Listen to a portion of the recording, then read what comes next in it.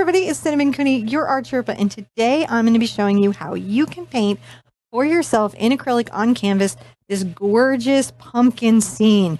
This is a great scene for autumn. It's just really got those fall autumn vibes. On the mic has my husband, John. Hello. He's going to be a little quiet. You'll hear him through the show, but he's going to be a little quiet because we're having some mic stuff going on. You'll be hearing John a little bit less, but he is here helping make sure that the cameras are working at all and pointing at what I'm teaching. So when I'm showing you a technique, when I'm explaining a color mix, when I'm talking about a tool, you can really see what it is that I'm talking about. Because what you can see, you can generally paint along with. Now, I cannot wait to see how you guys like this lesson. So remember that there's in the description down below, I hide all that extra information like the website links, a link to the free traceable. I'm going to hand draw this out. But if you don't want to do that and you just want to have the finished pumpkins all done, that traceable is there for you. It's free to download. And I've got a video on how to use it if you've never used one before. It's pretty simple and beginner friendly. There's nothing for us to do though, but get our paint, get our brushes, and come back to the easel right now. We're going to paint this together. So for today's class, I have an 11 by 14 canvas, and on my palette, I put out the colors Mars Black, Burnt Sienna, Cad Yellow Medium, Cad Red Medium, Ultramarine Blue, Dioxazine Purple. This is more Burnt Sienna. This is Yellow Ochre. Right here is Titanium White, and this one are satin glazing liquid. It comes in gloss, it comes in satin. It doesn't really matter which one you use. I use satin because otherwise my painting's too shiny for the camera to see. So, because the light's reflecting. It just makes a great reflection. It's a beautiful product, but it makes a great reflection when you're filming. So I do the satin, but they're both equally good. And you don't have to have it to do the project. It's just nice if you're trying to slow down the drying time of your paint and extend the colors. Okay, let's jump into, so now I'm going to come here. I'm going to grab a big brush. This is a number 30 Simply Simmons extra large brush. Just any big brush will do because we're just going to paint the canvas brown. And it doesn't even have to be a neat and tidy brown. It's just got to be brown. So that's what I'm going to do is I'm going to paint my canvas brown with this big brush. An average brown? An average brown of burnt sienna, whole thing. No brown is average. It's autumn brown. To make my painting job easier, I'm going to mist my canvas with water. That will help that first coat of paint flow out better on the canvas.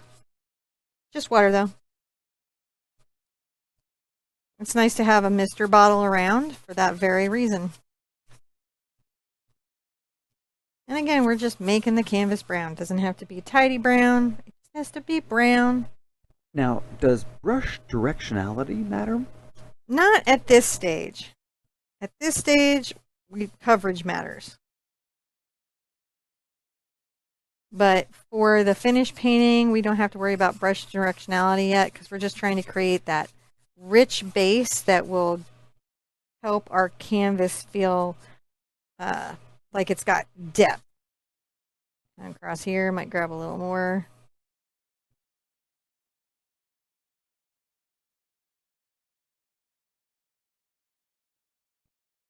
A nice coat of brown.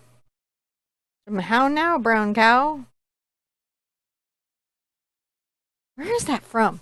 Was that something we did in school? I think so. I think that's a school rhyme. Something like that. It's been a minute since school, so who knows anymore.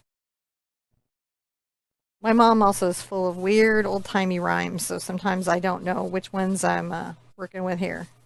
You just get rhymed for no reason? I just get rhymed for no reason.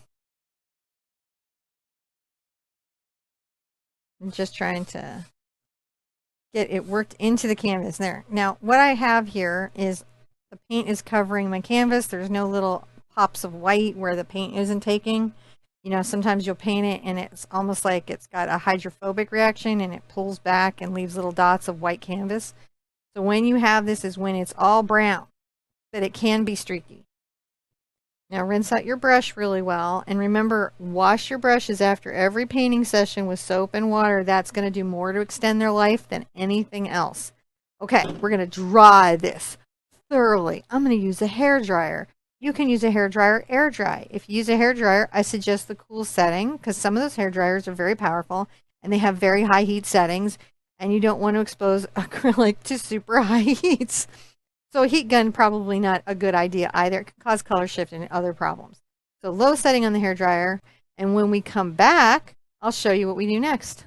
We want to create some dramatic lighting on this canvas. I'm going to take a 1-inch oval mop. This is the Princeton Select line. This oval mop, I'm going to get a little bit wet, drag off the extra water, and I'm going to mix up some purple and some burnt sienna together. Purple and burnt sienna. And I'm going to come in on this side and make a very dark corner. Let's grab some glazing liquid so my paint doesn't dry on me too quickly. There we go. Burnt sienna, Dioxazine Purple. So you can see why we painted burnt sienna in the bottom. I'm using the glazing liquid so I have more time for blending. I want to get kind of a soft diffused background going. Let's bring a little more of this in. Glazing liquid. Glaze. Glaze. Glaze, glaze, my friends. Fun to say. Fun to say. Bringing it down here. Kind of darker corner down this way. We don't have to have the best ever down here because we've got the big barrel that's going to be in front, but we do want a dark value as it comes down. And then I'm going to bring a little bit more of my purple and Dioxazine Purple together. And also have a little bit of a dark corner right here. And come out a little bit. Again, I'm going to have a big barrel in front of this thing, so it's completely fine. Now I'm going to grab a little bit of my yellow ochre. I'm going to start to mix a slightly brighter area.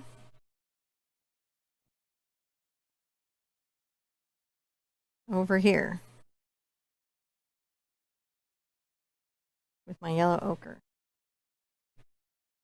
It's just slightly more lit.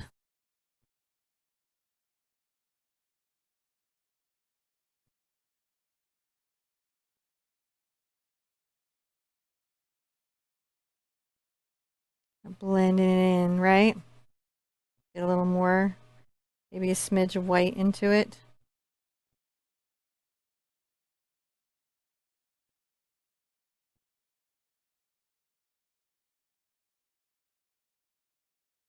Blend here so it's got a nice transition.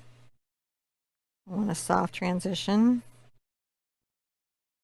I don't want obvious brush marks.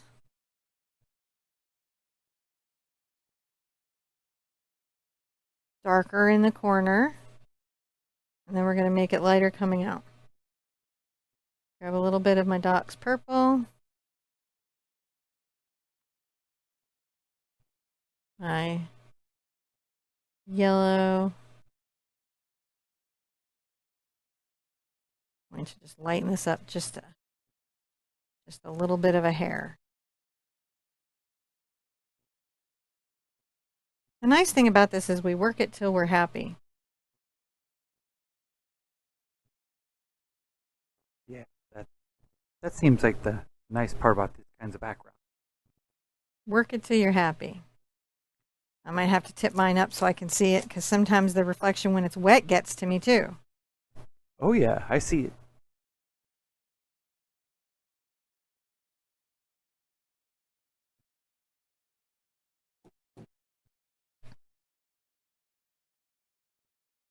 So shininess, that's something to think about. Like for me, for filming, this is problematic. Like if there's too much glare on the canvas for John to capture. But when you're painting, if you're painting at an angle and the light's at it at the right angle, you can kind of create a mirror effect and make it hard to see your painting. So it's something to think about. All right, let's check this here. Make sure I like the blend. I like the blend. I like the blend. I'm getting close though. I'm softly nudging it. This is nudging. Nudging. I'm just making sure that I've got a diffused kind of deep dark background. It's very rich. The depth of the colors makes it rich. There you can see it's kind of got a deep dark background. We're not even worried about down here because we're going to be putting our barrel and everything else down here. So all we really got to do from here is rinse out our brush And we're going to dry it. And when we come back, I'll tell you what we do next.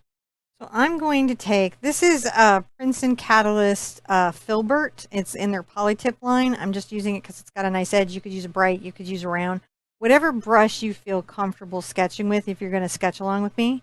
If you think that this is crazy and sketching along with me does not sound fun, no worries. Gentle reminder again, if you check that description, there's a traceable and you can print that out and using a product called Ceral paper, transfer it easily onto your canvas. And I've got a whole video on that. If you've never seen that before, it's how to use a traceable with the Art Sherpa, and it will tell you how to do that. But I'm going to sketch this in. All right, visually, my halfway point on this canvas, I'm going to make a little mark down where I know my halfway point is. Halfway down the canvas. That's my halfway mark. That'll just let me know some scales. This is the upper part of the canvas. This is the lower part of the canvas. Below, above, and below our mark. Now, a few inches below our mark, I'm going to come here and get a little bit of yellow ochre. I'm going to very carefully, from the outside, kind of at an angle, coming in, sketch a little bit of a bend. So my line, you know, if I were doing a mason jar, it would be vertical, but because I'm doing a barrel, it's got a curve on it. And then I'm going to very carefully kind of make a slightly curved line that goes across the canvas. Now over on this other side, this would be coming off here, but we're going to make it so dark over here that it's completely in shadow. We're just planning where our stuff is going to go. And what I have down here is barrel. And actually the barrel may continue on this way a little bit. But again, it's going to be in such a dark space that we're not really going to see it over here. I just want to make sure of a nice line. Kind of a curve. It's okay to go over things again and again and again and again and again. Then I'm going to want to come here and off this little edge, kind of coming up, I'm going to loosely sketch, very round, little pumpkin.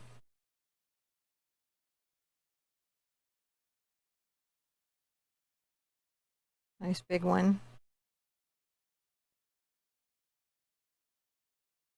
And the thing to remember is the barrels have a little bit of a lip up there, so some of the base of the pumpkin would be hidden by the barrel. So we have a nice round shape there. The other thing to remember about your pumpkins is they don't have to be perfectly round. So don't feel super stressed out about that. I'm going to put another little round one here.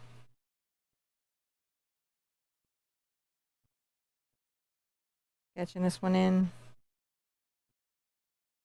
This one's going to be facing kind of forward with a little stem that way.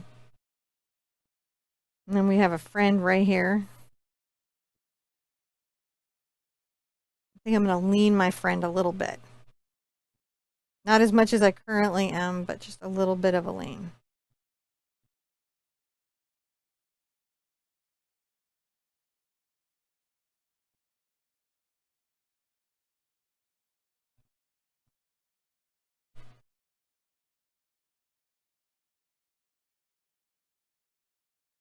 I think I might even bring my pumpkin base down a little bit. Kind of complete my lips. Oh, I like that. I'm going to have straw and stuff here, but just knowing my ellipses here will help me. This one's going to have a top upward facing.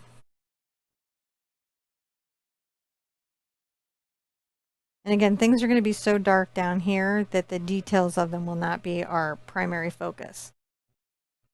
And then coming up off here, and really even going off the canvas this way, is this little round pumpkin right there. So we have this nice little grouping of round pumpkins taking up the little space.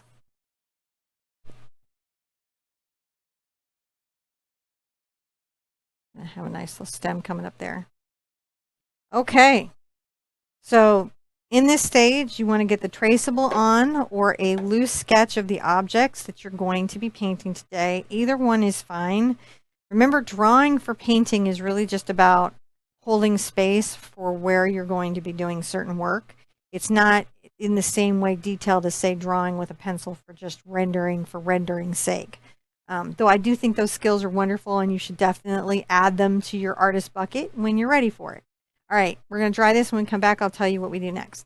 Now I'm going to take my catalyst. I'm going to continue with my little sketching journey a little bit. I'm going to come here and take a little blue and black together. Little phthalo blue and a little Mars black. And I'm going to come across the top. Yeah. Of my barrel. Coming across here. Tidily as I can.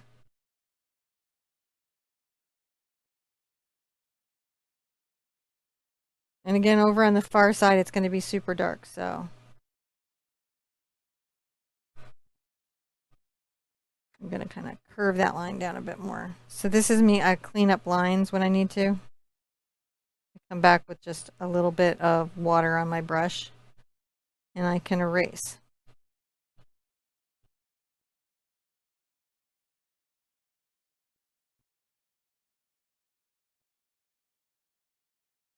And then I'm going to come down about an inch or so, maybe a little more than an inch, and make a second parallel line.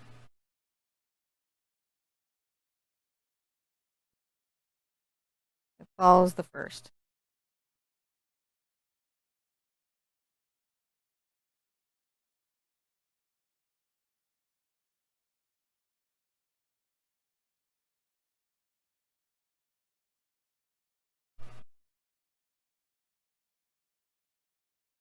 And let's paint that whole space in.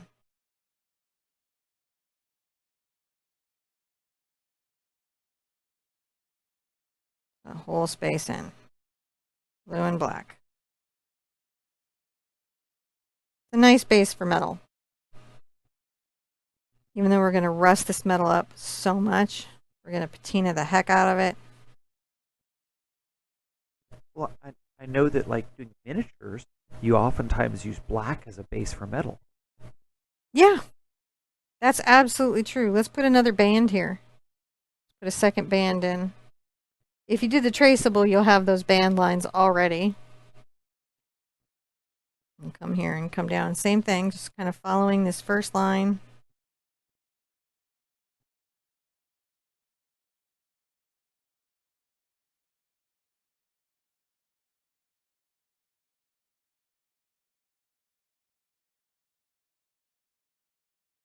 As you can, right? As you can. And it's about the same thickness.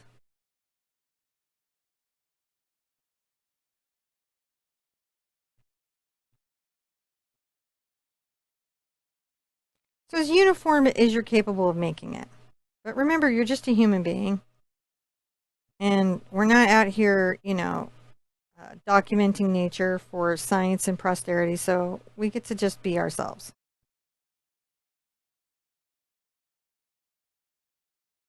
You can see I have to think about my lines too. Sometimes we got to think about our lines. I think about them. Do you think about your lines, sir? I think about the lines on your shirt. I have so many lines in my shirt. They make cool little patterns. I like me some plaid. I like florals and plaids, often together. It's a whole thing. Often with a sprinkling of chroma key green. Often with a sprinkling of chroma key green. That's true. Now I'm going to take a little bit of my Mars black and my burnt sienna.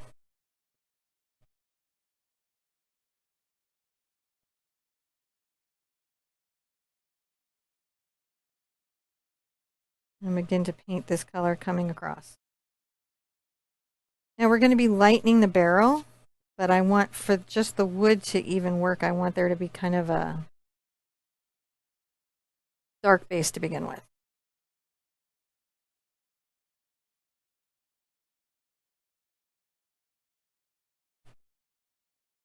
A little more brown over on this side. deepen up that work.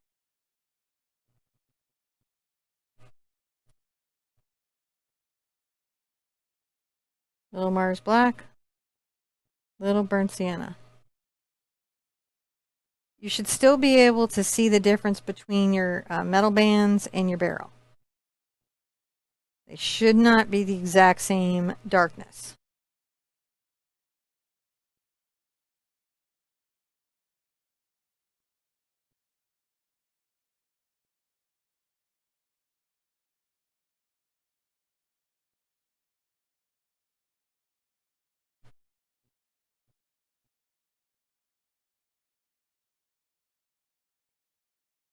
Just a little bit. So that's darkened the barrel quite a lot. All right. Let's call that a step. When we come back, I'll show you what we do next. Now I want to add some texture to my wood barrel. I'm going to use a number 10 Simply Simmons Bright in their hog bristle line. This is a very good economical line if you're looking for hog bristle or heavy synthetics, firm synthetics. The thing to know about them is they come in 3 brush heads, which I can just explain real quick just in case you decide to go out and go shopping. There's this very dark brown one, that's the extra firm, that's good for what we do. There's this sort of white one, that's hog bristles, that's good for what we do. They also have one where it looks like the Princeton Select one that we're supposed to get, where it's the light brown to the dark brown. This one isn't as good for heavy body paint. So that's why I like these two. They're better for heavy body paint. I'm going to take a little bit of my black and blue over to my brown. Grab a little bit of white. And I'm going to begin to dry brush. And it may go a little bit past my little bands, but I need to dry brush the beginning of wood grain. Little vertical lines going down. I have a little more brown in it.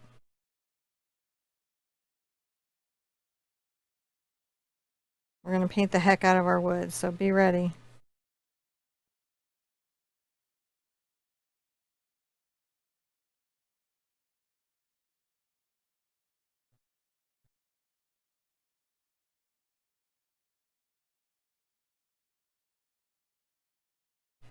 This is a dry brush technique.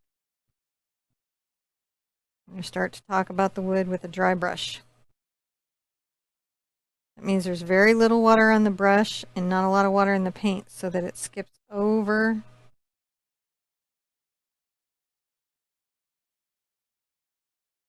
coming into some darker. It's a good start. We're starting to think, oh, it could be a barrel. It could be.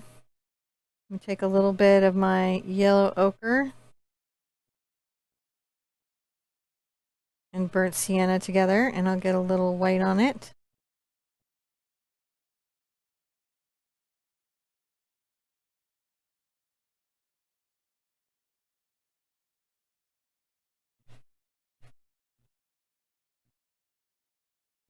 Now as I come over here, I'm going to be lighter and lighter with this effect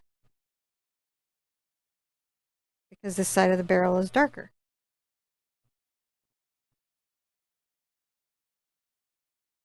I still carry it through, but I just barely add it to that part of the painting.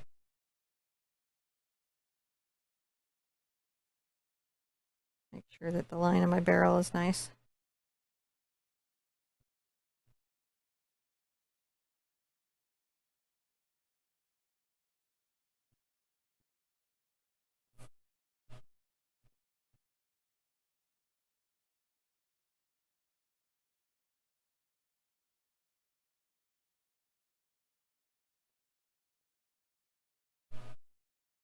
I might have to come back and darken that one back up. So I just come back with a little bit of dark.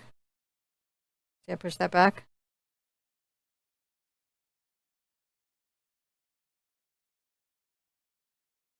Maybe grab a little more of this. Just make sure this is continued through.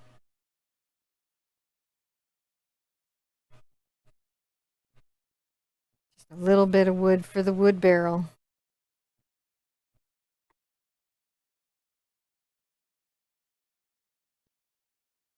Might take a little bit of my Cad Red, my Cad Yellow, and a little burnt sienna. Come over here. Dry brush again.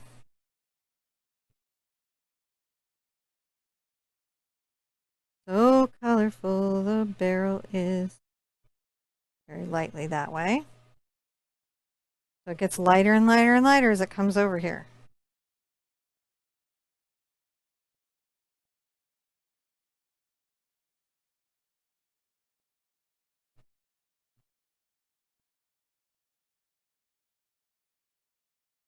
There we go, lighter and lighter. Gives you that effect. Now to do the next part, I will want this to be dry, so let's dry it. When we come back, I'll show you what we do next. So now we're going to want to break up the barrel parts and do some wood grain. I'm going to take a number 6 Raphael Sepia round. I really like this, a good round brush. To get a little bit wet with some water to improve the flow. And then right here, I'm going to just paint up a vertical line. Got a little bit of a curve to it towards the left. That was maybe a little bit more of a curve than I meant. That'll just give my barrel a crack right there, so I'm okay with that. This is sort of why I like these, because it's like very forgiving.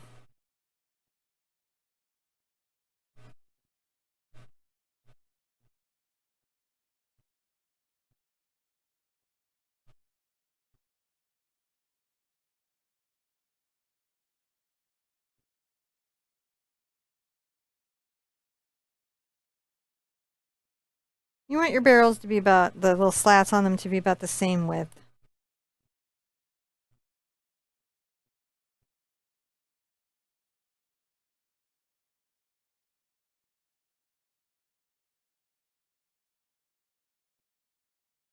Now right here, I'm going to do little circular lines.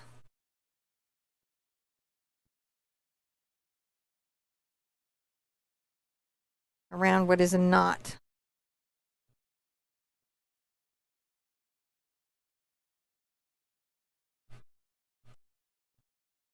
I'm going to add some dark lines for wood grain.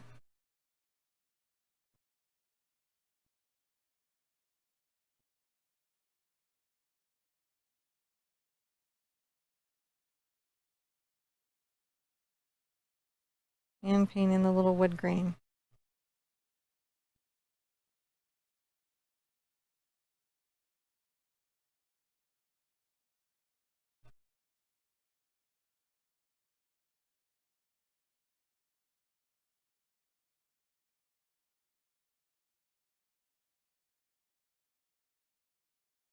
Little wood grain on that one.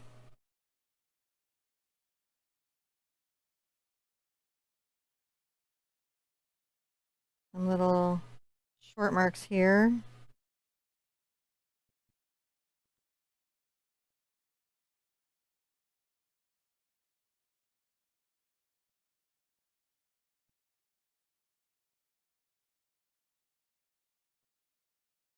Regular little lines and marks. See how that just kind of starts to create that wood grain feeling?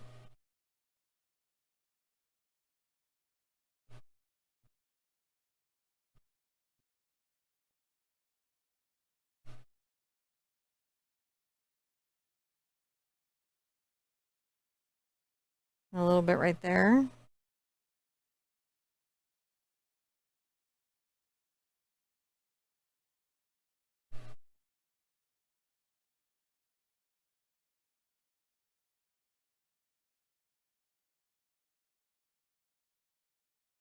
Make that little opening a little bigger right there. Bigger gap on that barrel, but the barrel starts to come in.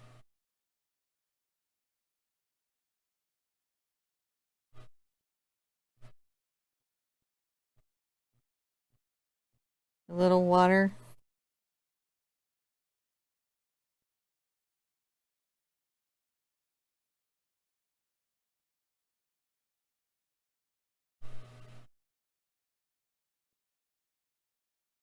And it's just about having the will to just, you know, do it.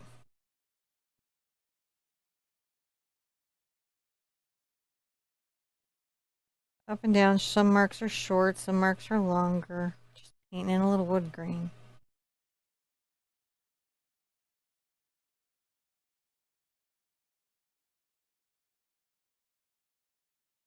Might put another little knot here.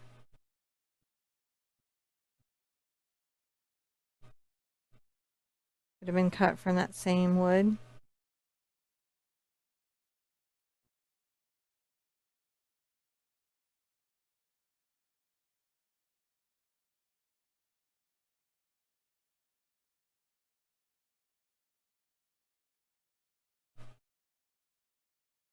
All right, and while I'm here, I'm going to come up here and kind of paint that ellipse. I'll be filling that all in with straw later.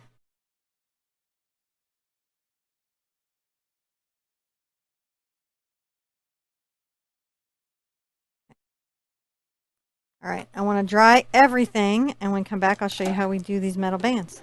So I'm going to take what is my smallest hog bristle brush, which is a 0 Raphael D'Archeny D brush. You could use a Deerfoot stippler here if you didn't have this brush and get a good similar effect. I'm just choosing this because it's even smaller than the Deerfoot. So, you know, Deerfoot or your smallest hog bristle brush. And we're going to start patinaing our wonderful metal here.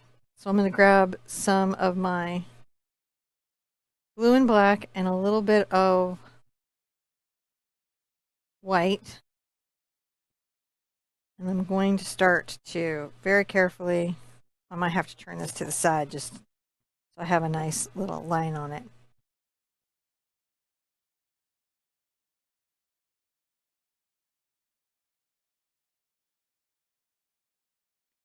As I come over, I'm going to lighten my line.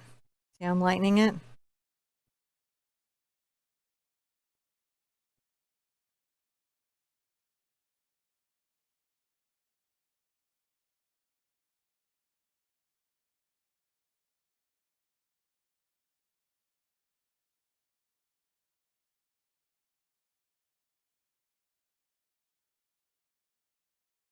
Oh, didn't lighten it enough. So what I want to do is I come back.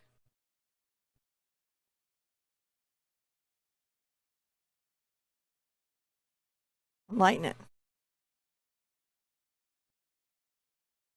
Similar thing here. Sometimes you'll have an angle that you have just more control over.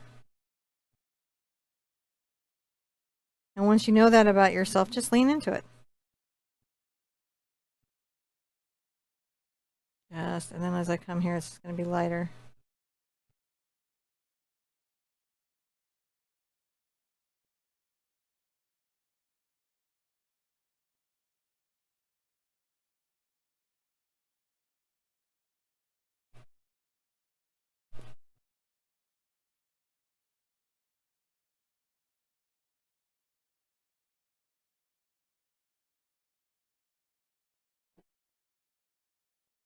Sure, I'm squared in here. And I'm going to start to sort of maybe get a slightly darker blue and black, and I'm going to start to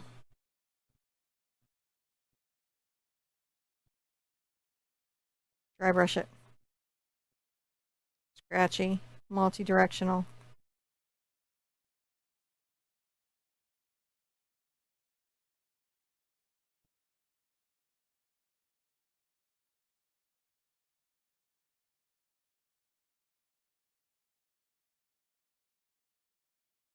Takes a couple layers to really get it.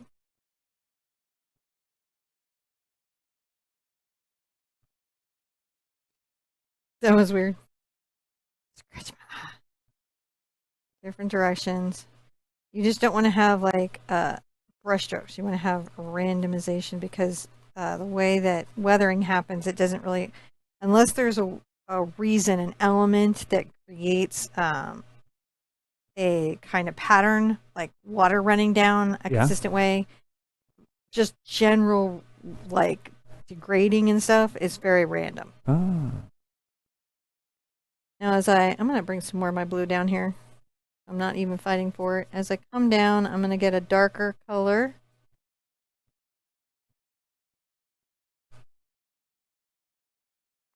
I really like how these effects.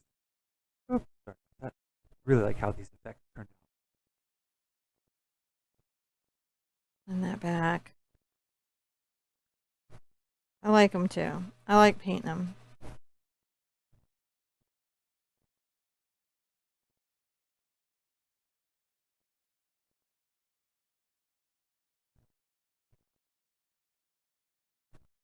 The scribbling is sort of fun.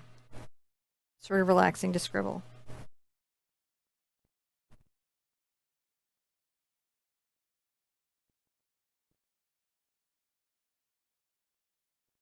Sometimes I'll wipe my brush off just to make sure it's not got too much paint in it for the dry brushing.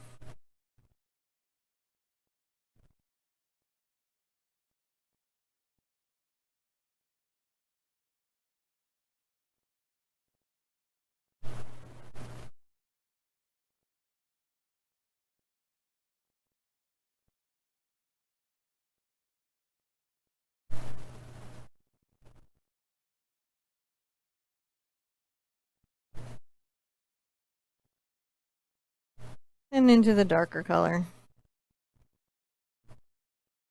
I'll keep having to bring the blue over here. I'm using way more paint than expected.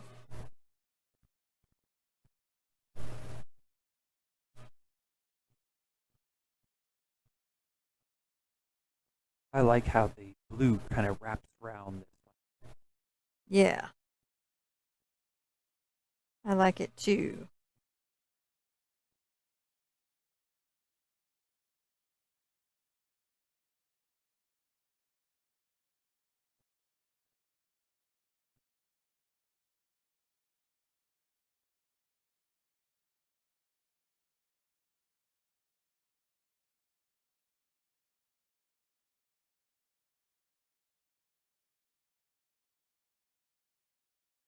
Getting a little metal going.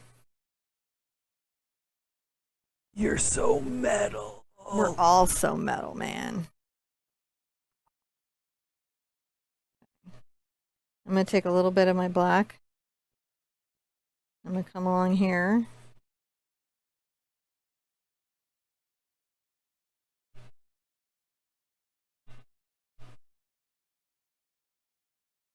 Kind of work it in between the pumpkins.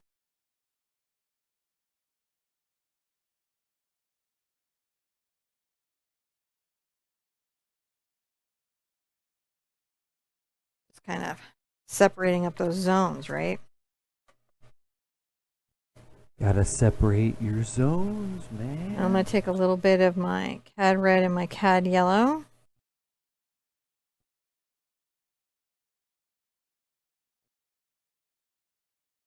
Mix it into my black.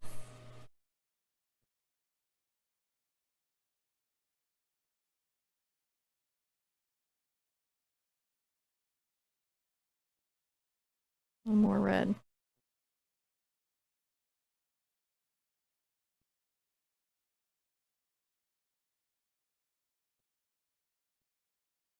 Little short marks. Patinas take a minute to paint, and that's okay.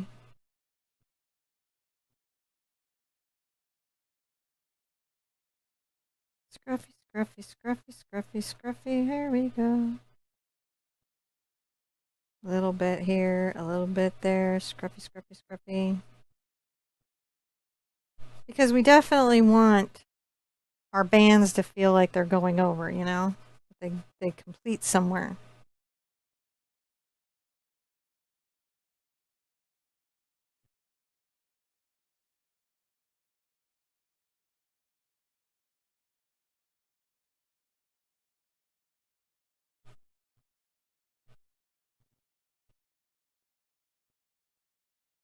See how it just creates texture?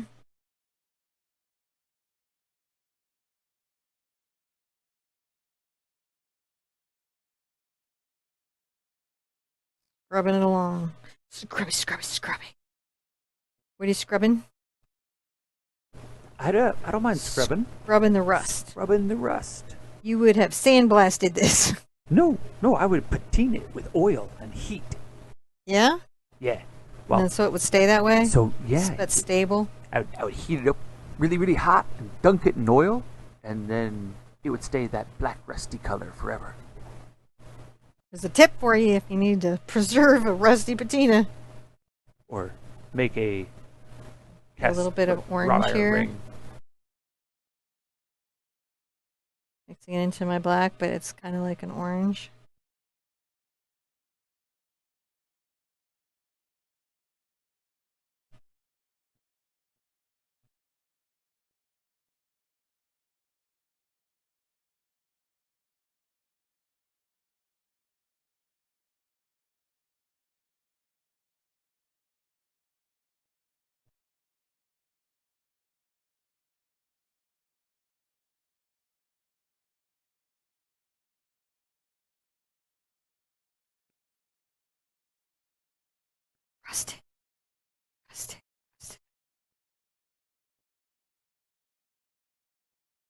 Rust it. Rust it up. Rust it up. Rust it all around. Because it's rusty. You want to believe that you could get a little tetanus from your painting. Yeah, it's smoothie rust. It'll just It's been a minute since I've had to have a tetanus shot. You probably got updates and didn't know it. Probably. But I used to have to get them all the time as a kid because we had barbed wire on the ranch. And of course, if I was going to like fall off, it was going to be into a bale of barbed wire or something crazy. You know, I like to keep it exciting.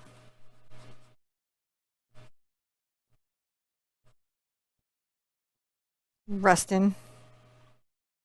It's rustin', right? Just rustin'.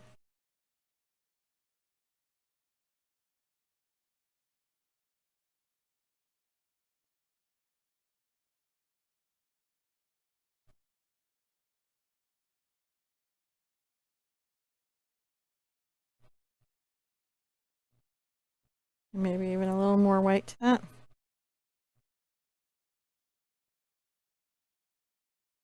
It's a very light gray.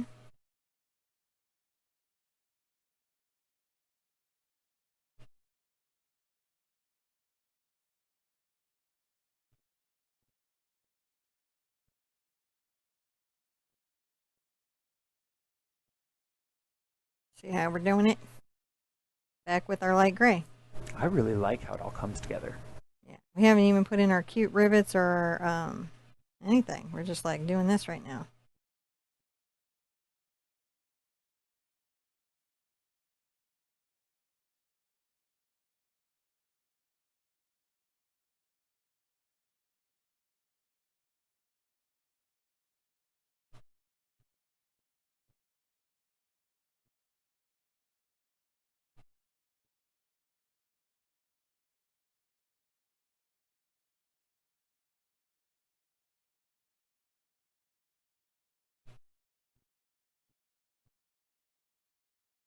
I dry brush out this way.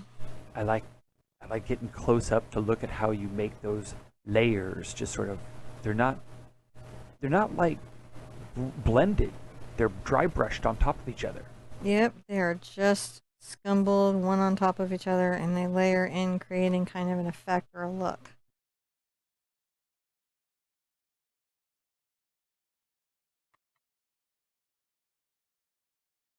Bring a little bit of black back here.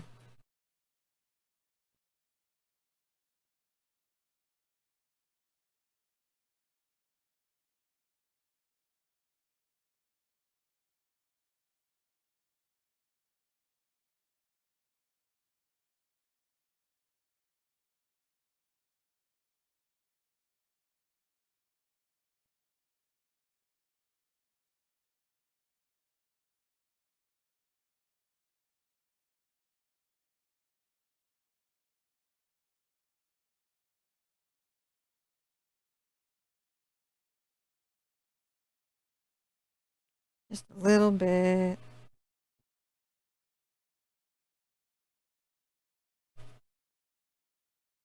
Painting a metal band on a barrel is like painting the wood on a barrel, is like painting a pumpkin, is like painting straw. It's all the same. Series of techniques, layers, values. Yeah. Same.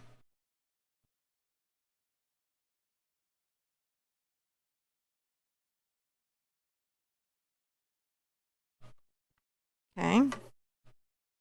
Now while I'm here, take a little bit of my black.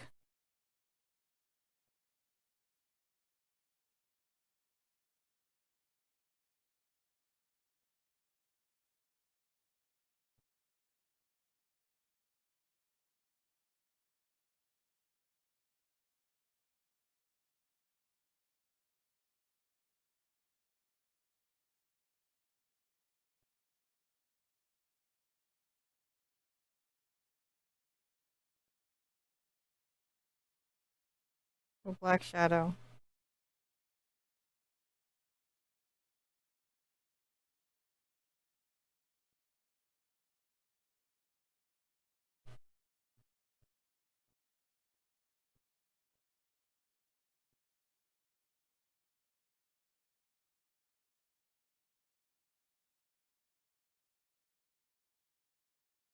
Then another one under here.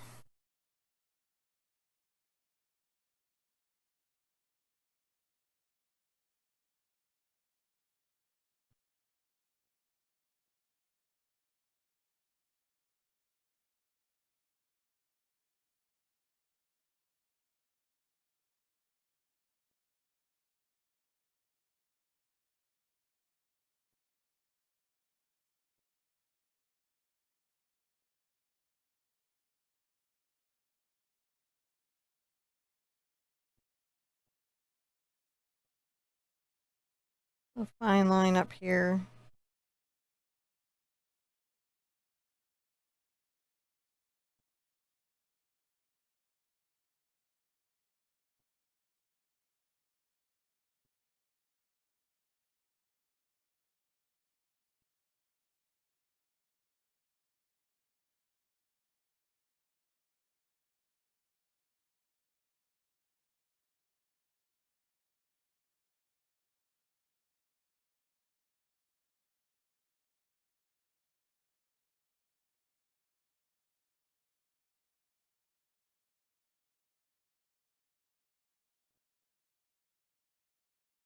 And two little circles.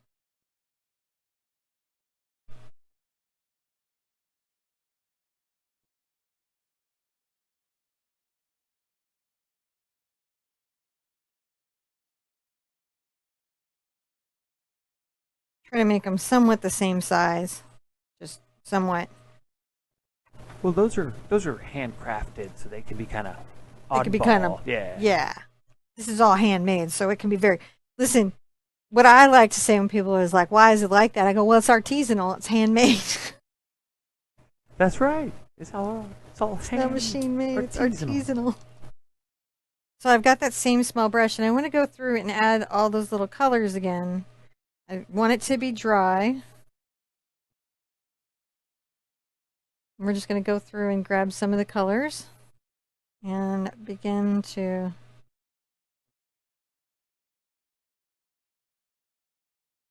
carefully dust the top of these with some of that patina, leaving the shadow there.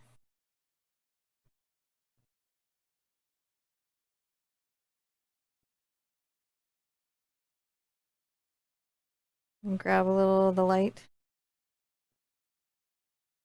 Oh, too much. I'm going to rinse out. I'm going to very carefully nudge it back.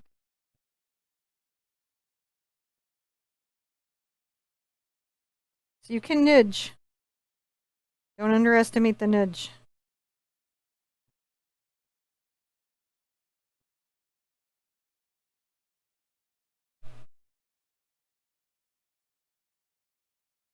You just want them to have a believable texture that matches the rest of this wonderful construct here. All right. So let's move on up a little bit to our pumpkins for a minute, shall we? Well, this is having a nice little dry, because I don't know, the rivets don't need to be a whole step. They don't need to be. They don't need to be. I'm going to get back into my filbert. This was that Catalyst Princeton short handle filbert. And I'm going to mix a little bit of my Cad Red and my Cad Yellow. And I'm going to get a smidge of my black involved here.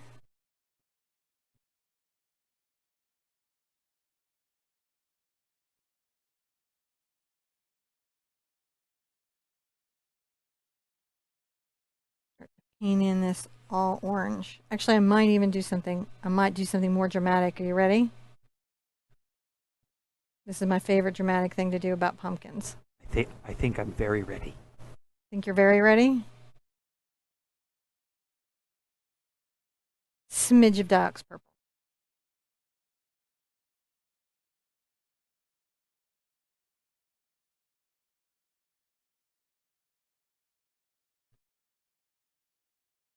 There we go.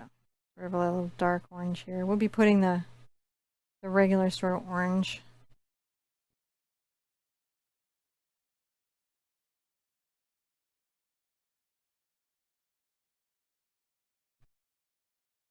Now in pumpkins, I do think brush directionality helps. So I try to paint in the direction of the segments. Even when I'm painting, you know, it all in.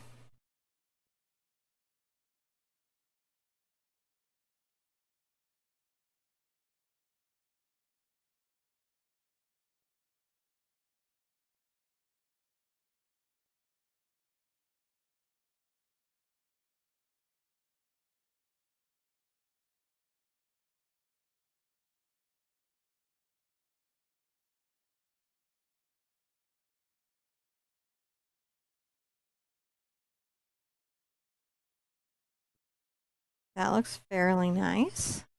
Good shape and everything. And then I can always come in with a little bit of black. Trim in that bum. Trim it in. Got a little over it. Because pumpkins are nothing if not smooth. They're very smooth. Squash? Are they squash or gourd? I think they're a gourd. Maybe a squash. Maybe a squash. No, they're hollow, right? So they got to be a gourd. It was seeds though. Seeds and just and they don't dry the way gourds do. That's why I'm not sure. I don't know. I'm in here making sure I have a nice round line against my background. Because I'm not trying to be sketchy, you know? If only we lived in the age of technology where we could have the answer at our fingertips. Another little bit of orange. This time I might just leave it orange. That way it shows up against the background pumpkin. I'm just blocking in areas.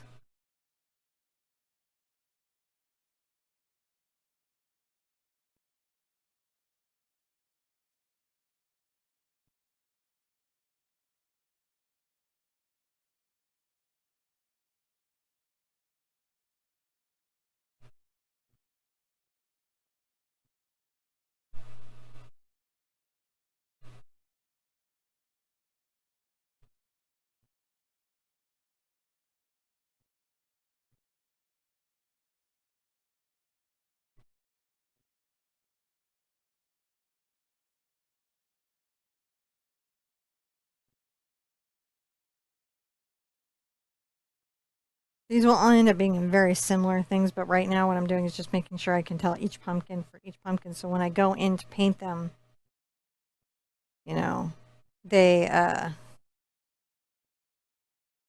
stand out from one another. So I'll make this pumpkin maybe a little more red.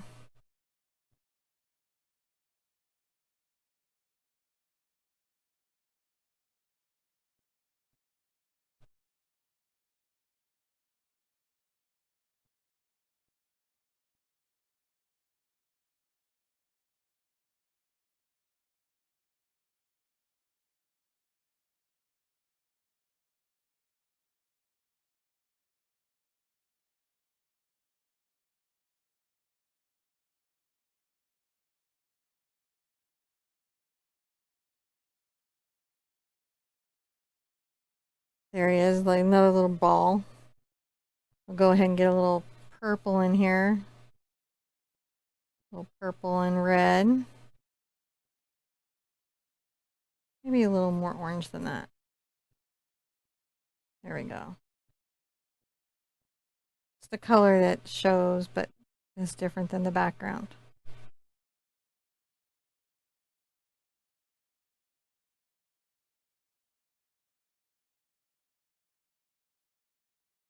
Now these are all colors that the pumpkins will have, so that's why I feel confident in painting them all these different colors.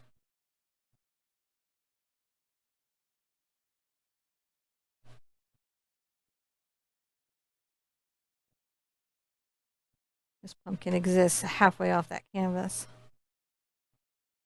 Okay, once you have a series of orange circles, circle-ish shapes, you are doing good. Let's dry it and we come back, I'll tell you what we do next. All right, so as we continue on, I'm going to take a 1/2-inch angle brush. That's this little guy here. Maybe grab a different 1/2-inch angle.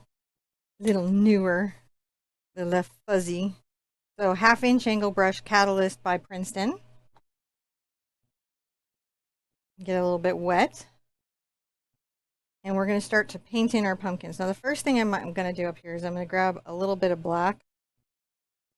And I'm going to come to the top of my pumpkin. And swirl over, as you can see. Kind of sketching this in, just with the toe. Swirl over a little bit of a stem there. Just paint that in. A nice big black stem that's going on there. Just the start of that, rinse that out. And I'm going to take a little bit of my Cad Yellow and my Cad Red.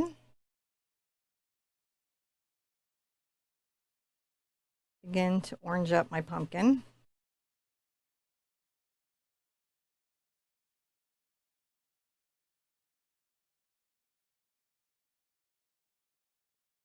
Kind of a bright orange that I'm painting.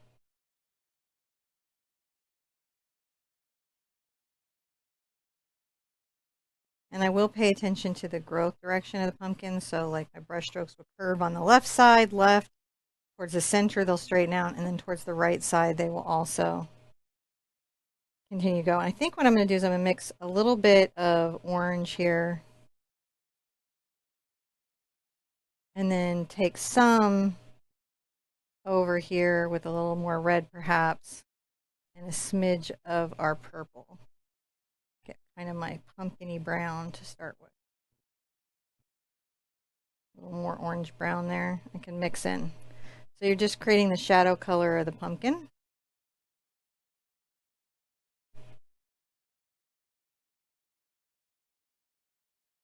Over on this far side.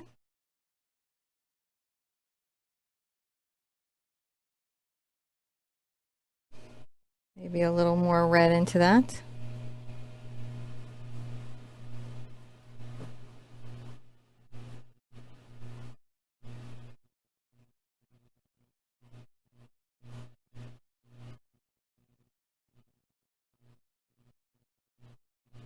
Brushing that. Make sure I have a nice line off this pumpkin. And I'll brush over this one here because I'm going to paint it in later. I don't have to really worry about that. Get into my red, brown color. Like the pumpkin in shadow.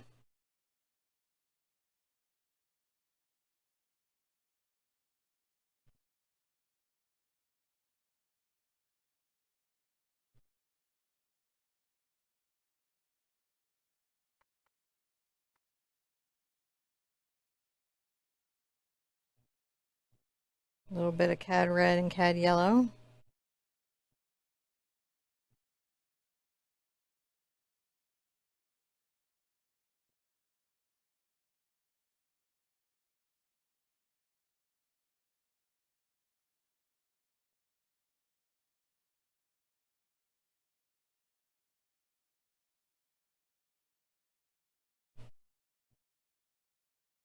a little bit lighter up here.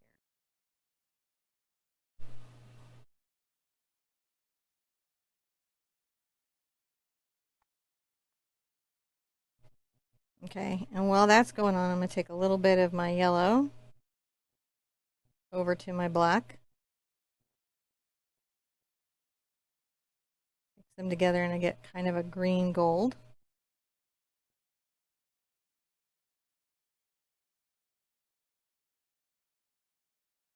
Don't want yellow in it, I want it to be distinctly green. Make kind of a darker color here. This has a little ultramarine blue in it down here. And come here and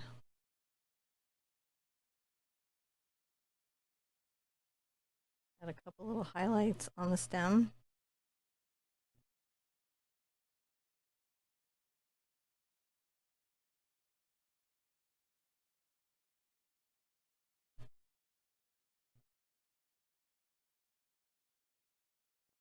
And then a little white. Into my mix, so it's just slightly lighter.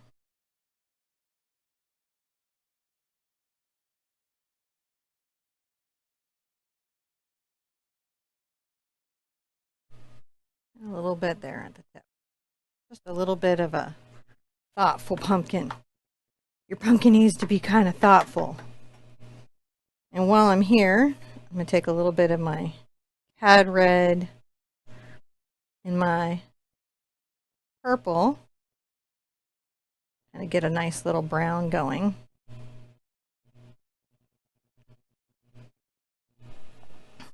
I'm going to very carefully draw down some segments.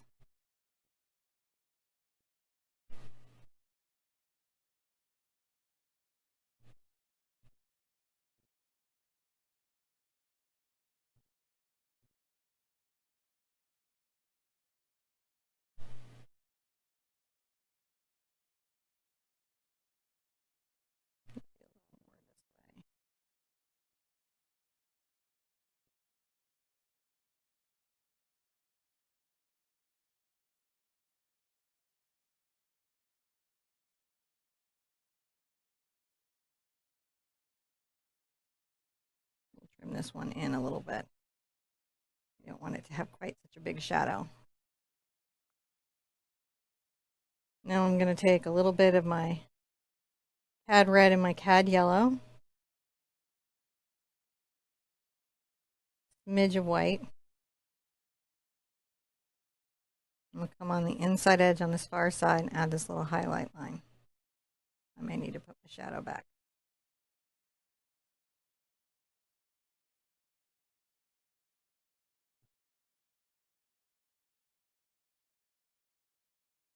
And on the far side,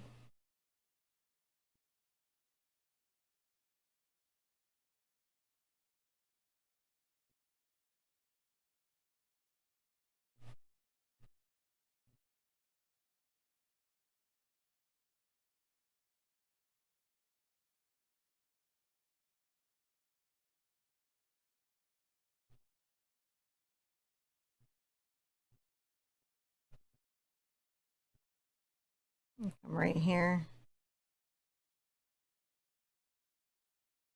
I'm going to trim in this little highlight.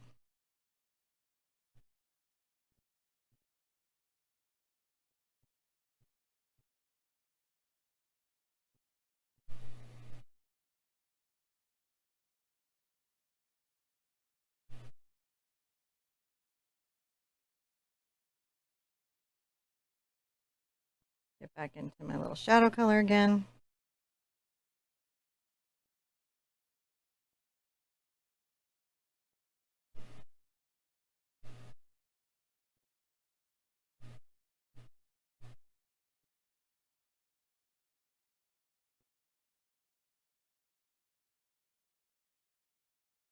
Okay, let's call this a step, and when we come back, I'll show you what we do next. So now that this is dry, we can add more layers. I'm going to come here and get a little bit of my yellow and red to make a very light yellow orange. And right here, In this little segment, I'm going to put in a bright highlight. Taking it over a little bit far.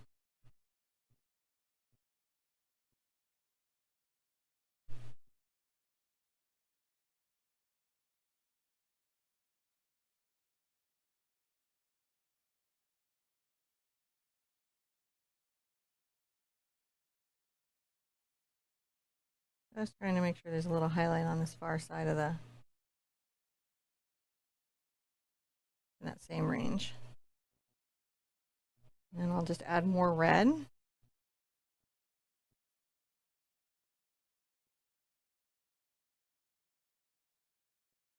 I'll bring that darker red here on the far side.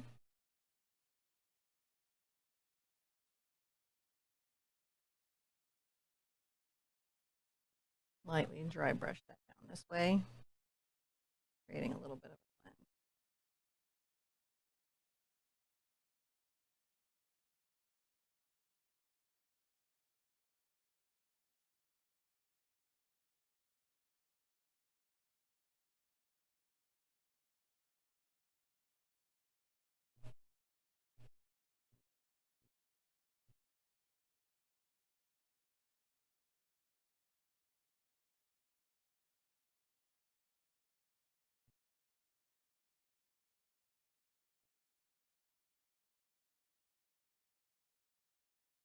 Just brushing this down.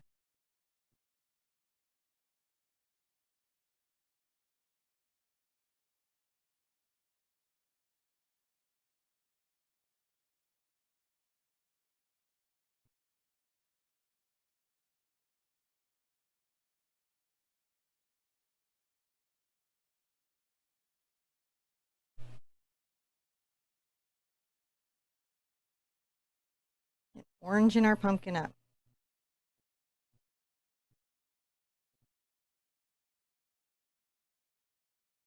I may make these lines very faint and thin.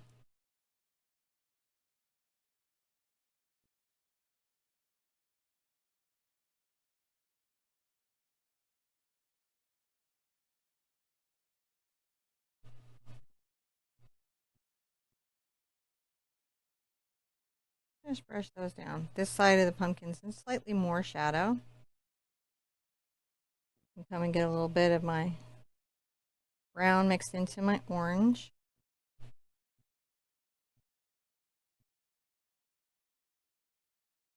And then a little bit of shadow at the crease.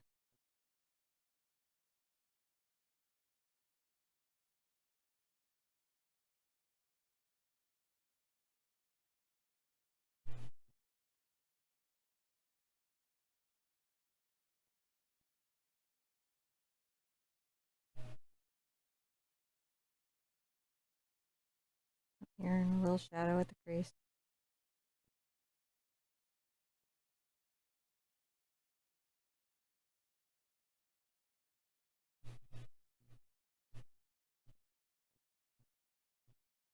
A little shadow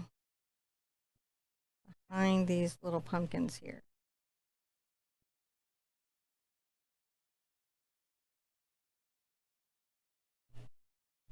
You know, I might make these pumpkins a little bit bigger and stuff like that, but I want the shadows to be cast behind.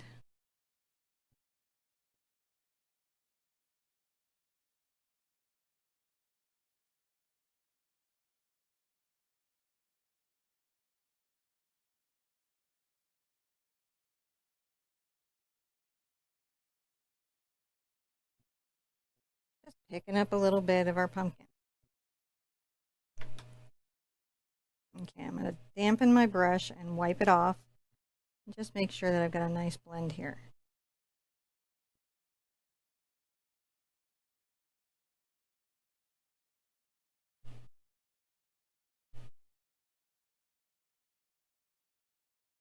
You can kind of smudge it out if you need to.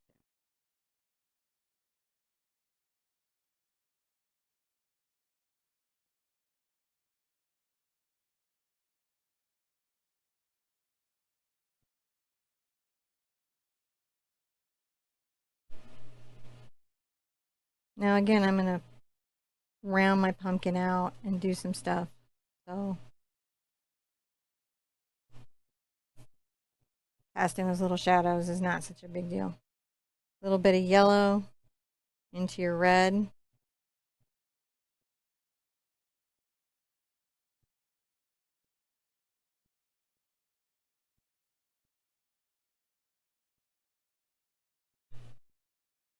Brush, brush, brush, brush. Improve it.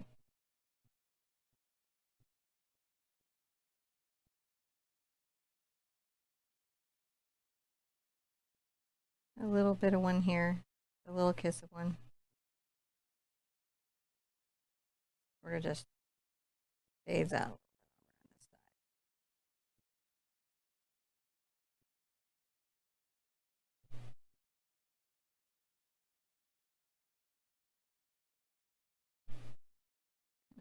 Trim out that little dark line. We just sort of keep adjusting, keep adjusting, keep adjusting. Really, we're just painting a ball.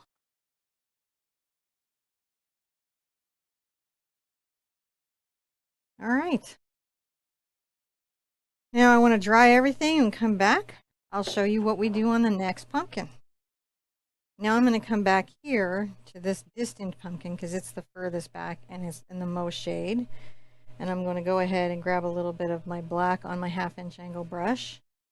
I'm going to come to the top of the pumpkin and curve a bit of a stem. Coming back the opposing way.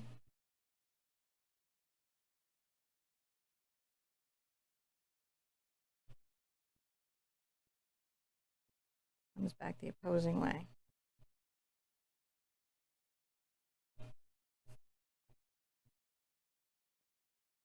And then I'm going to want to take a little bit of my red and my yellow.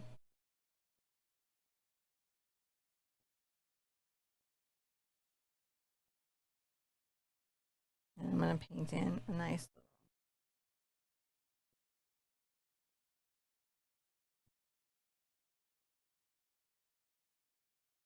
beginnings of a nice little orangey pumpkin.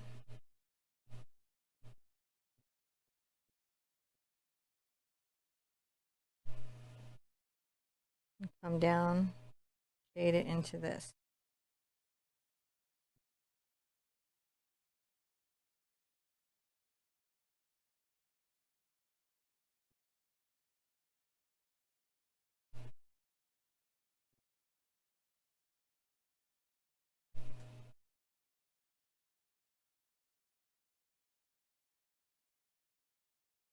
Just brushing directionality, kind of shading the ball.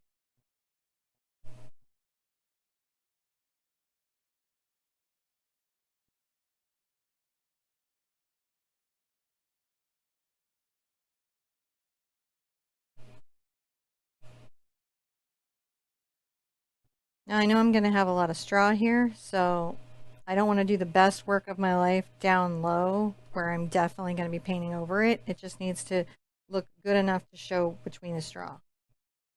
I'm going to take my dark shadow color and add a bit of a shadow on the pumpkin over here.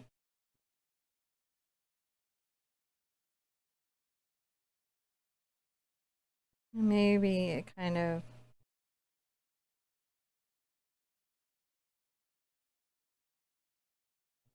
creates a little angle shadow coming off the side of that pumpkin.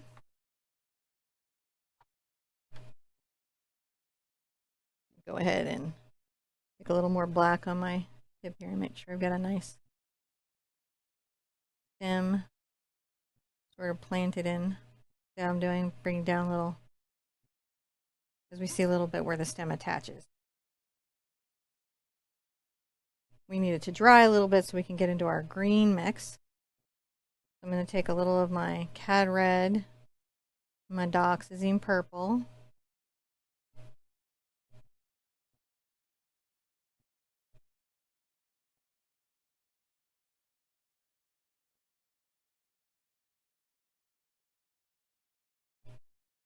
I'm going to very carefully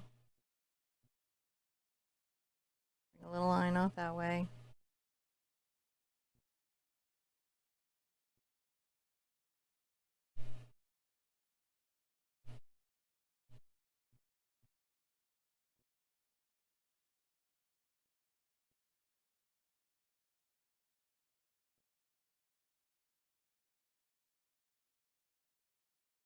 Maybe a little thicker than I would want, but I can thin it out in a second.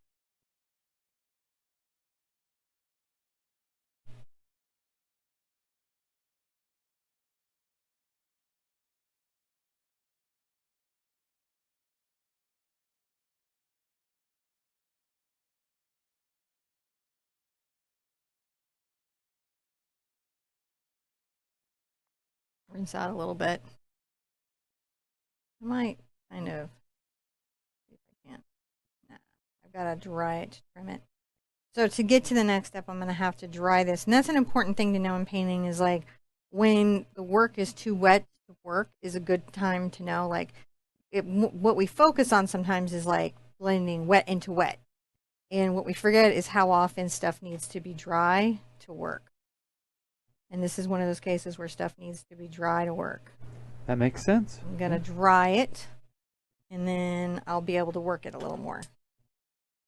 All right, so I'm going to get back into my yellow and black over here to make my green.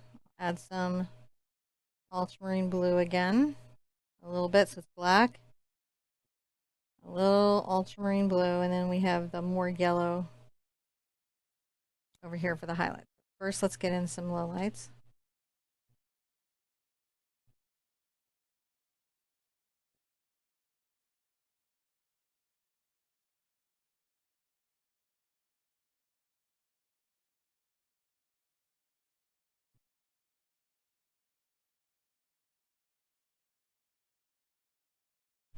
A little bit of nice twist going on there.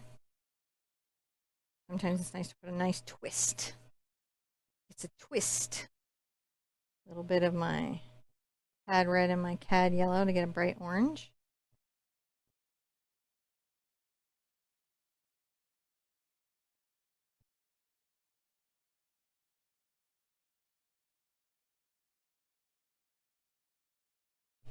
Down here I might just kind of fine line.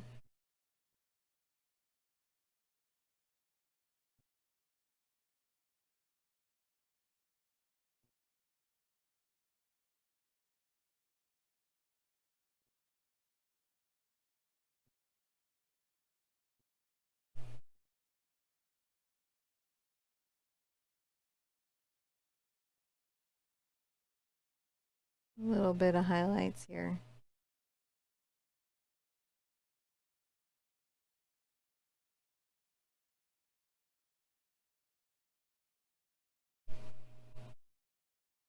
A little bit of my slightly darker orange.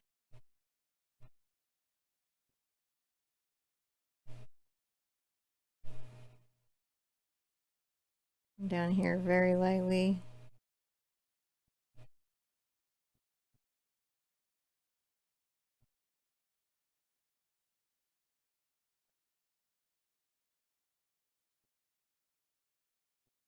I have to change the direction of that shadow.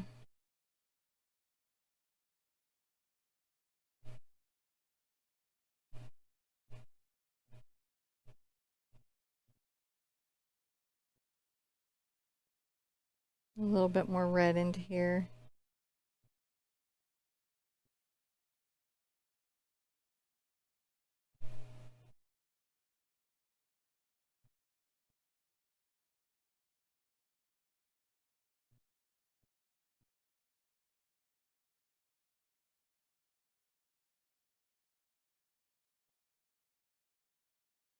Gonna add the shadow side. Shade that out.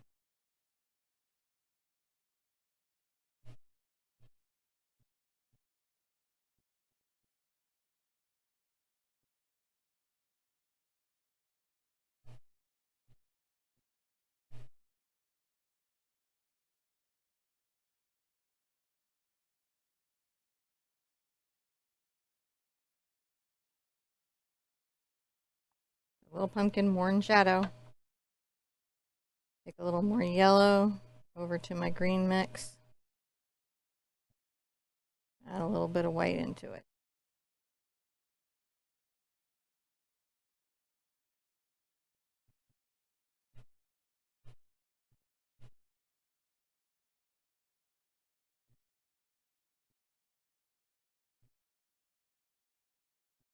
A few little highlights on our stems.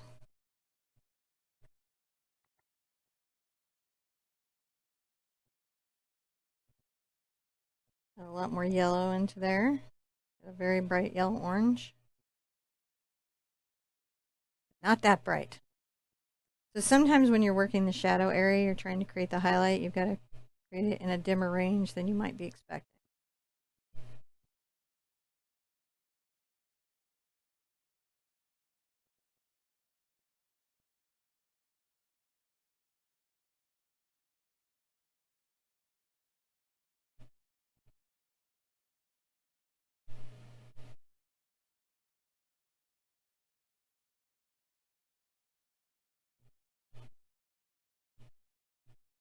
Just a steady hand.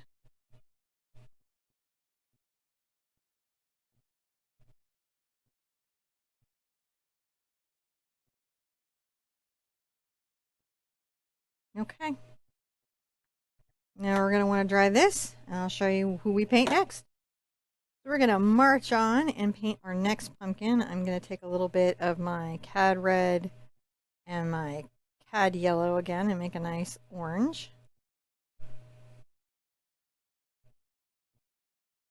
And come here and, yeah, good orange. And round out this little pumpkin here. I'll go ahead and just continue that line so I can see it. Remember, we've got lots and lots of straw.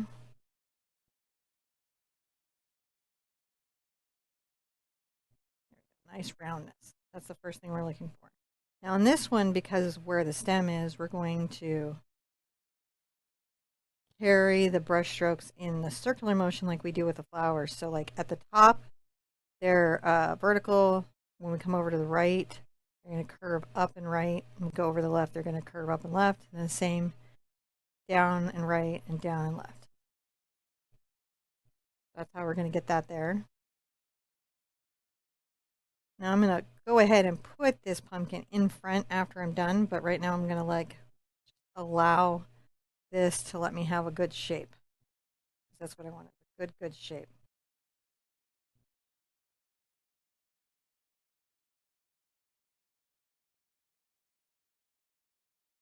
Then I'm going to rinse out. And I'm going to come here and I'm going to load a little black on the tip of my brush. I'm going to make a mark kind of center. Tap out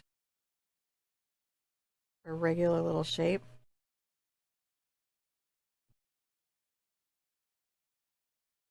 And make a little stem that kind of curves out this way. Joins back down here.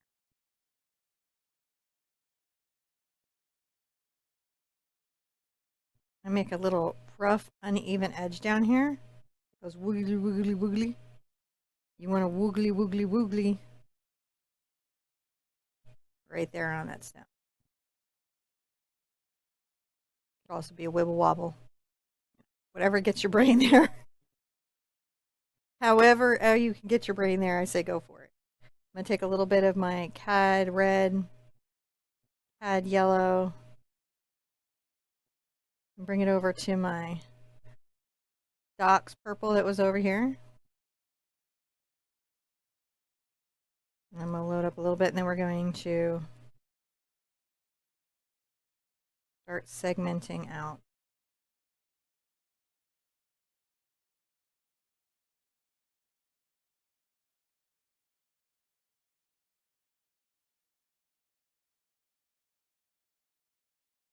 I'm going to come here, I change the directionality of that bend. See how it's like this here, that I curve up and left that way.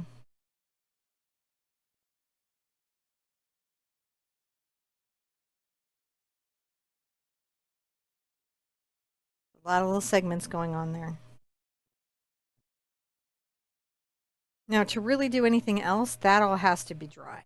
So we're going to dry our little squashy pumpkin here. And when we come back, we're going to continue to finish it out.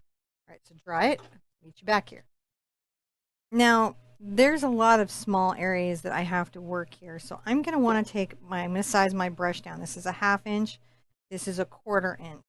If you don't have a smaller angle, you can switch to a round or even a tiny D brush, just something that lets you work this space more comfortably. Right? You don't want to be straining. Like you could use this little teeny tiny filbert. This would be very good. Look, it's a number 10 Simply Simmons filbert. Just some brush that's small that lets you work the area. And I'm using the angle because it's the same kind of brush.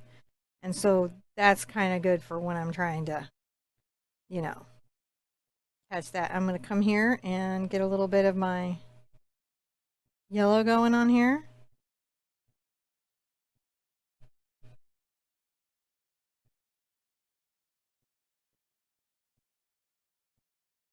Just going to maybe highlight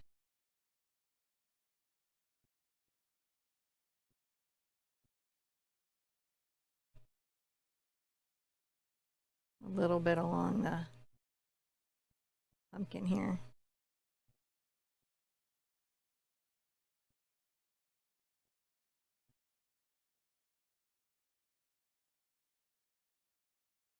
Nice little highlight going there.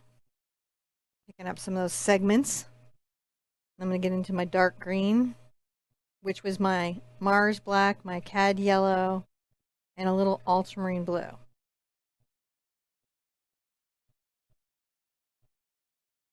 Pick that nice and up. Go ahead and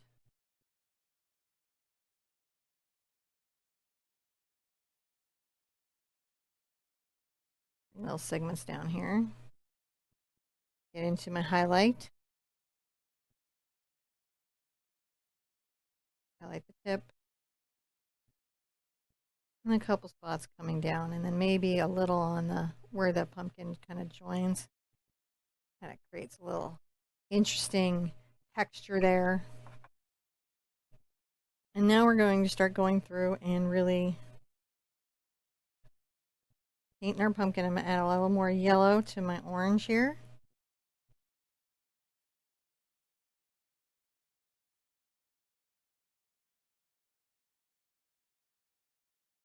Go ahead and paint this down a bit.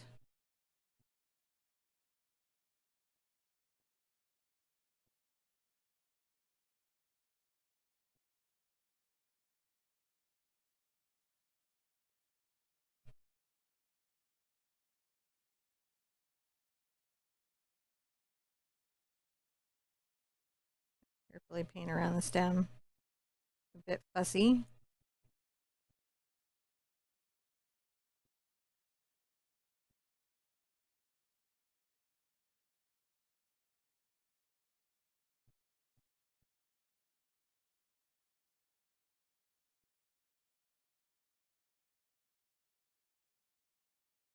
Not all the way back.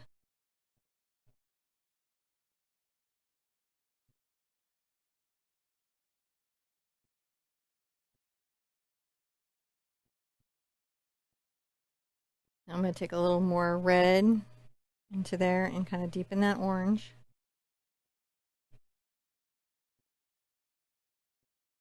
Blend that area in. Make sure I have a nice little shadow right on the far side of the little pumpkin line.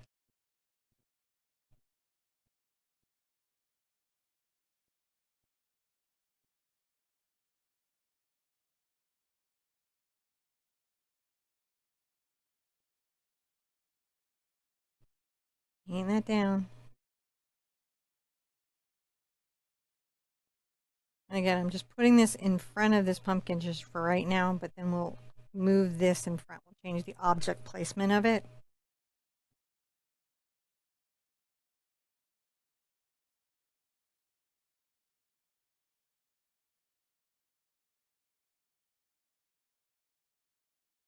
I'm going to get into a little bit more of my kind of shadow pumpkin color.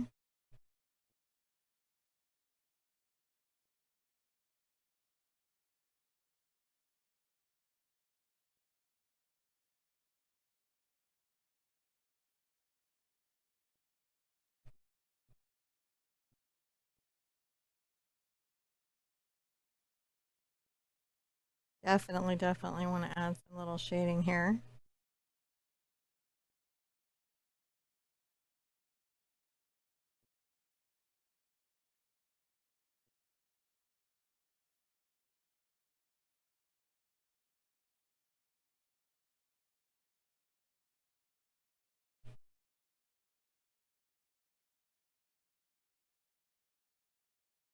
That go, we're just getting a little shaded pumpkin going.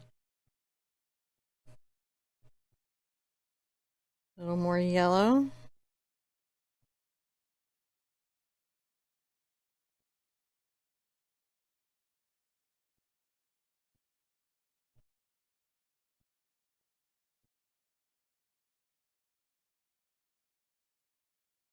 Highlight up that, and right there, like where it's going to catch some light. All right, then we're going to want to dry everything thoroughly with your hair dryer. Come back, we'll put in another little pumpkin. So I'm going to come in, and this one here is more in that same light frame as this one, so I'm going to add some more yellow to my red and make a nice bright orange using my 1/4 inch angle brush. I'm going to come in and start to shape in my pumpkin.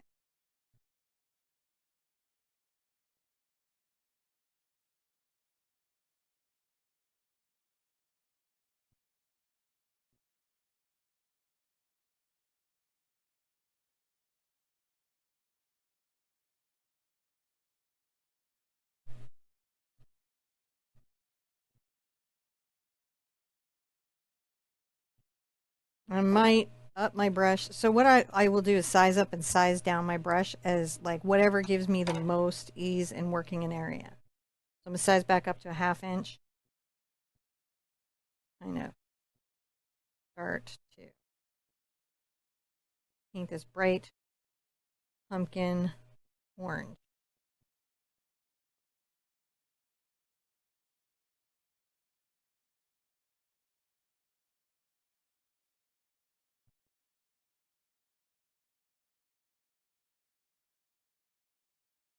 I'm going to come in and get a little bit of my dark pumpkin color.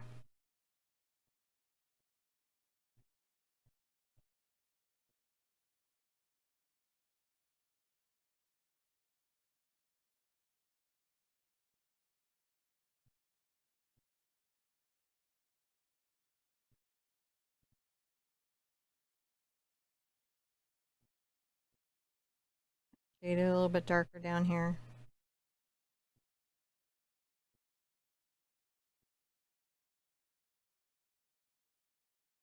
Just getting a little shape and size and texture.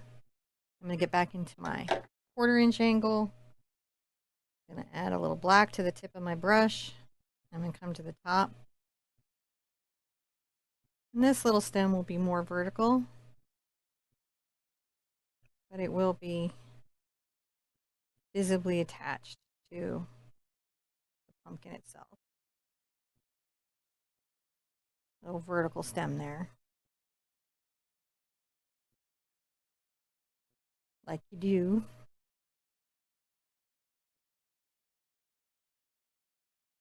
Now I'm going to take a little bit of my Cad Red and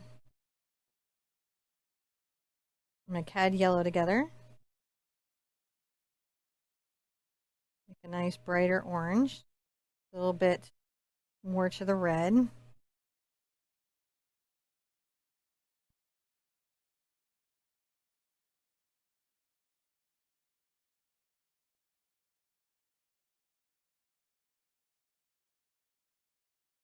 Brush it down, kind of blend it.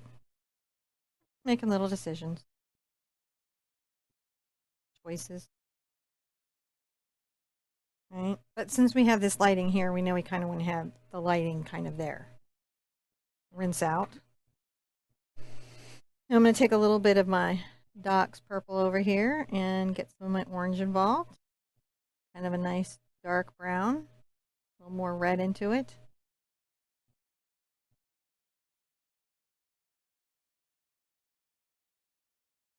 Kind of working it into the brush, and I'm going to come right here,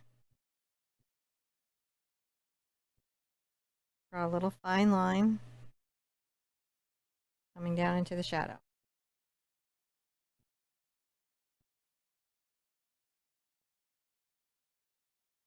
Curve down into the shadow.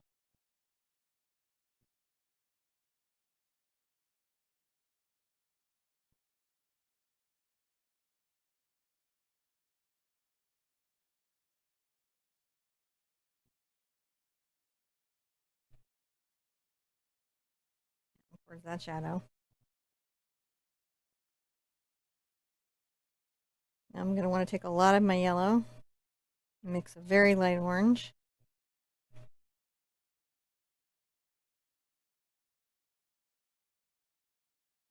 Brush this right in here and then along the line too.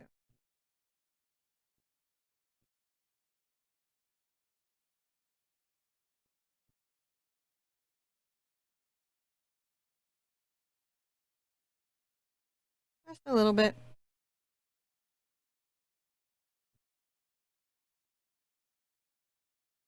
Along here. Brushing a little highlight. And we leave it like a little shaded.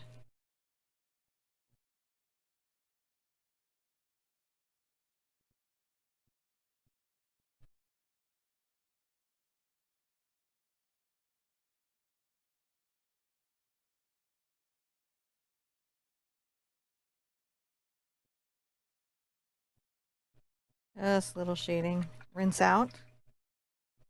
And do anything else, I'm going to want this to be dry. So let's dry it and come back and we'll do the finishing touches. So I'm going to take a little bit of my glazing liquid just to improve the flow of my paint and get it over into my dark green. That way I don't have to keep mixing it up. I'm going to load up some dark green. Come to the side of my stem here. And then right up from that little nodule. I put the green in where the nodules are. That helps me get the result that I'm looking for. I'm going to take a little white over to this and maybe a little yellow.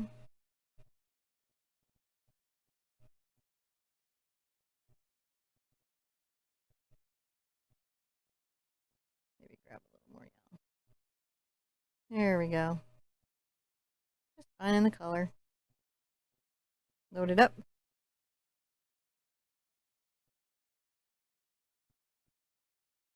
And touch a couple little highlights down this.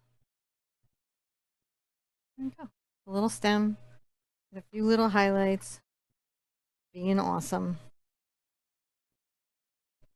Grab a little bit of my Dioxazine Purple into the orange. I'm going to go ahead and shade the bottom back here.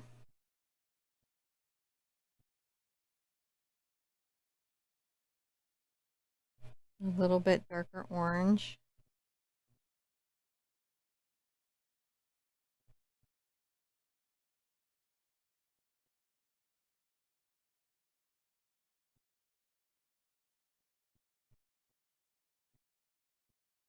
A little bit darker orange there.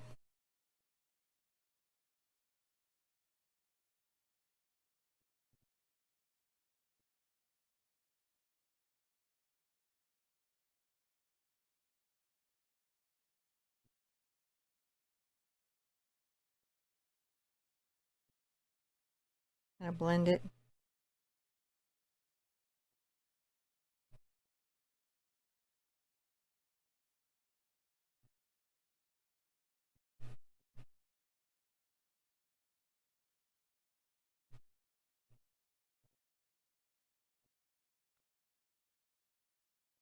Grab a little bit of yellow. Like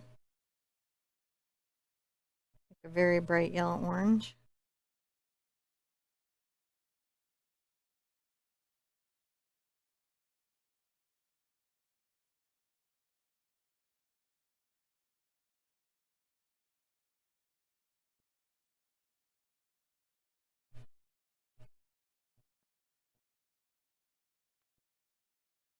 Now I'm going to want to take a little bit of my Dox Purple and my red together. It's a very dark color. I'm going to come between these two.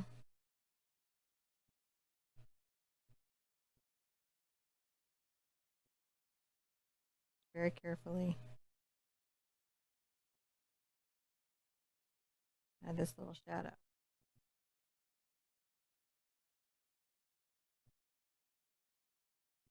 Using my brush to sort of flip that.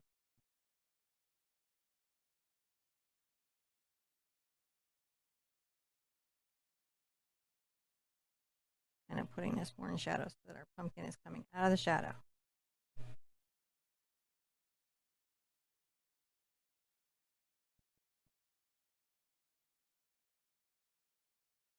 This will make a little more sense when we come in with the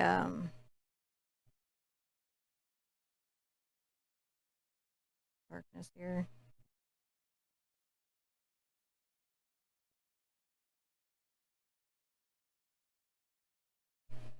And again, we're going to have a little bit of straw and stuff, so this is like just nice low shadow that the straw and everything can pop again.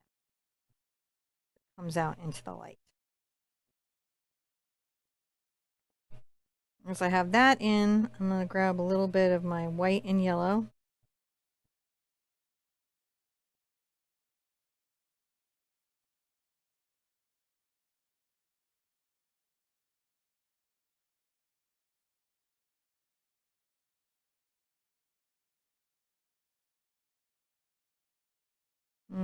Maybe more yellow.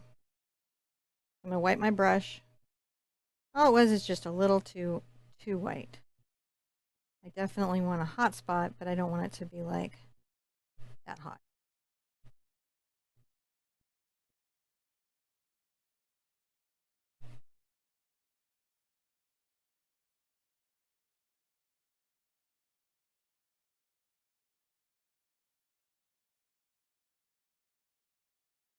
Just little bright pops of light.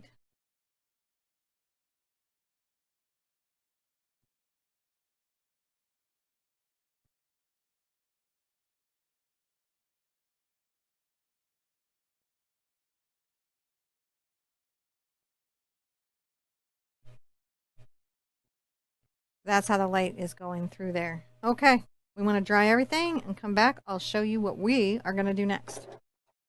I'm going to add a little more yellow over here by my yellow ochre. I might add some yellow ochre to my palette.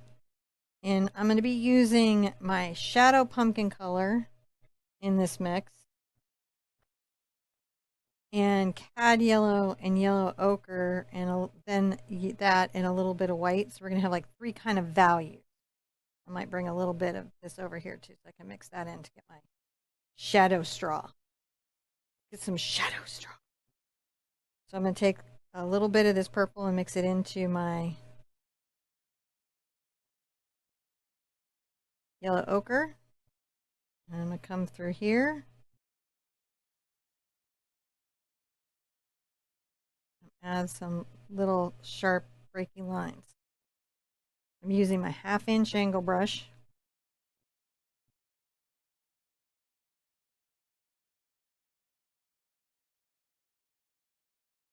And I'm just putting in the shadow color first. I'll come in with some highlights in a little bit.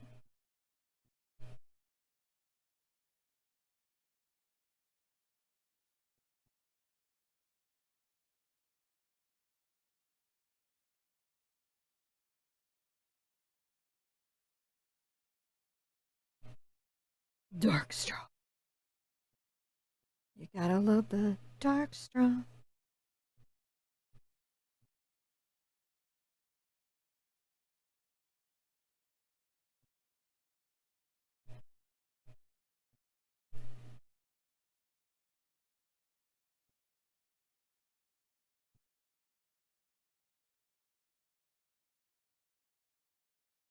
These are just like the deep little straws that are in a little more in shadow in the barrel. I want to leave some black and everything so there's contrast. Then I'm going to take a little bit of my yellow ochre, And cad yellow.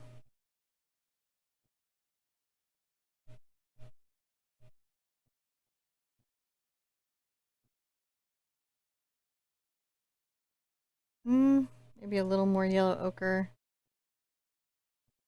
And I'll take some of this because I want it bright, but still straw colored. There we go.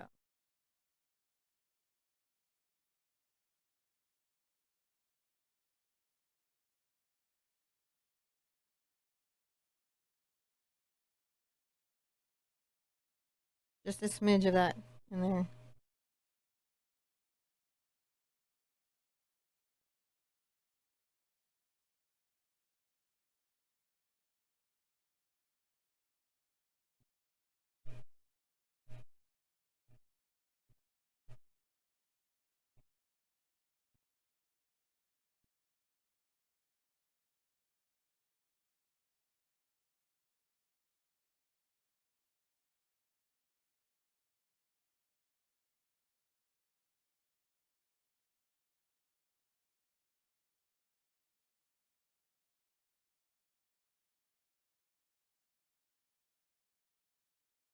Just making little random rough lines.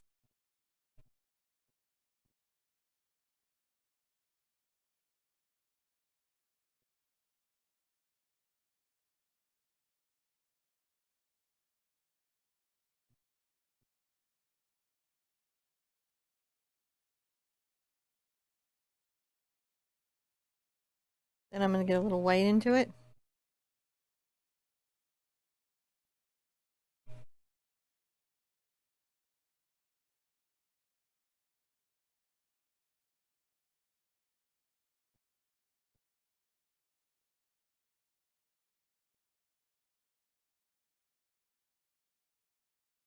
Adding little bright highlights. Sometimes I will wipe my brush off if the paint is crawling up the ferrule, where it crawls up the brush and starts to collect. I will wipe my brush off because on these small brushes where I'm doing these little mixes heavily, you can end up with like a type of creep.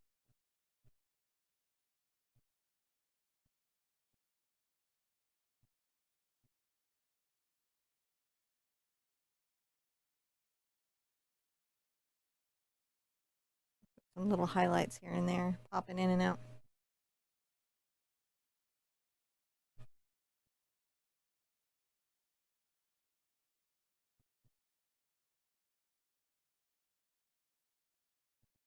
Just a little highlight there.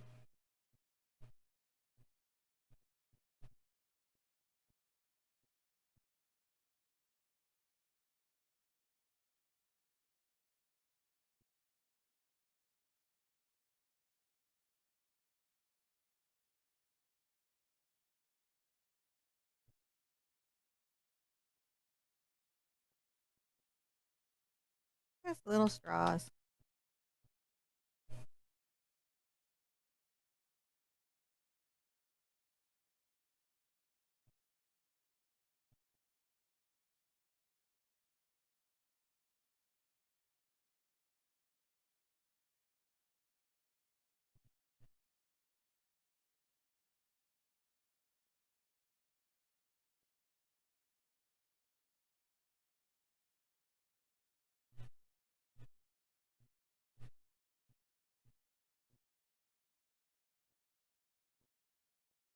A little more light straw there. And then when you have all your little straw where you're happy, happy, happy, and it feels cheerful to you, you want to find a teeny tiny signature brush,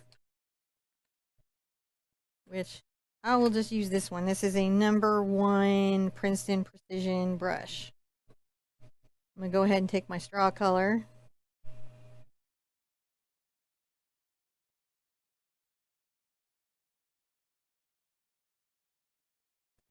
No, I know I've been a little quiet on this one because my microphone's been a little scritchy. Scritchy? But, yeah, but I really liked it. Did you have fun? Yeah, I really liked it. Okay. Very delicately. Pop a little straw light signature down here.